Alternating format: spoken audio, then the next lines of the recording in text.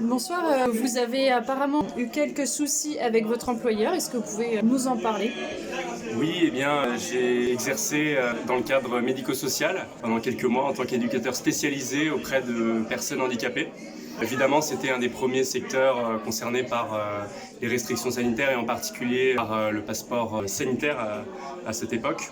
Et donc, j'ai été amené à partir, comme tous mes collègues qui étaient dans la catégorie personnel soignant, personnel de santé, j'ai été amené à devoir me faire soit injecter, soit tester. Et donc, je me suis résolu à me faire tester tous les 3 jours pour pouvoir continuer à travailler. Parce qu'on comptait sur moi et que je tenais à ce travail. Donc ça a été une véritable contrainte. J'ai vu ça un petit peu comme une soumission, jusqu'à ce qu'en fait, au bout d'un mois, il ne devienne plus possible de se faire tester, puisque le pass sanitaire ne donnait plus la possibilité de se faire tester et il fallait seulement avoir l'injection ou alors un certificat de contre-indication ou encore de rétablissement du Covid. Et je n'avais pas justement ces 2 dernières conditions. Et donc j'ai dû partir en fait en plein milieu de la bataille alors qu'on comptait sur moi, que l'année pédagogique venait de se lancer. En plein milieu de semaine, un mercredi 15 septembre, c'était nullement à mon sens motivé par des raisons sanitaires, ce pass, puisqu'il suffisait même plus de se faire tester négatif pour pouvoir travailler. Le lieu où je travaillais, la structure où je travaillais, était déjà à flux tendu, donc en perdant une force vive sans Oui, rajouter. ça. J'ai pu comprendre qu'en fait la direction n'avait pas de marge de manœuvre là-dessus. J'ai essayé évidemment de convaincre la direction et en fait ils étaient complètement tenus par l'ARS, même si c'était une fondation privée, l'agence régionale de santé qui en fait nous finançait presque à 100%. Et donc voilà, on voit bien que c'était de l'idéologie. Ce pass est vraiment de l'idéologie puisqu'il est complètement en décalage par rapport à la réalité du terrain, qui est qu'aujourd'hui, dans les hôpitaux, dans les structures médico-sociales, il y a un manque d'effectifs, les gens sont à flux tendu, il y a un manque de moyens.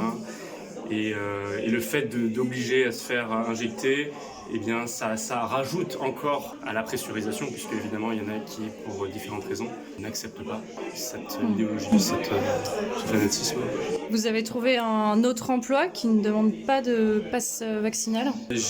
Heureusement, j'avais le statut de micro-entrepreneur et donc j'ai pu rebondir rapidement, mais de manière vagabonde en quelque sorte. J'ai pu trouver des missions à temps partiel. J'ai quand même été 2 fois refusé d'un poste pour cette raison. Là aujourd'hui, j'occupe un poste depuis 3 mois en tant que prestataire. Voilà, c'est ça. Et ça va bientôt se terminer et donc là je postule pour un contrat de salarié où j'espère on va pas me demander le pass. Voilà. Donc c'est vraiment aujourd'hui un frein dans ma recherche d'emploi. Oui, vous vous trouvez dans une situation un petit peu instable à cause de cette obligation vaccinale.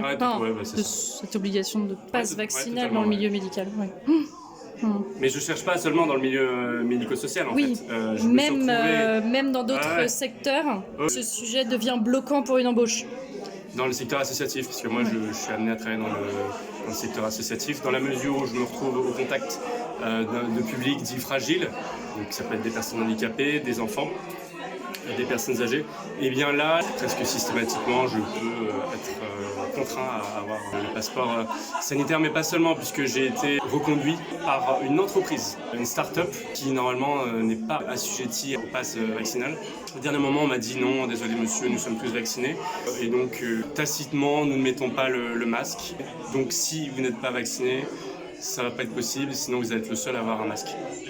Okay. Voilà un petit peu la folie dans laquelle Merci beaucoup pour ce témoignage qui parle d'une situation tout à fait particulière aujourd'hui et qui peut concerner beaucoup de secteurs. Merci beaucoup. Je vous en prie.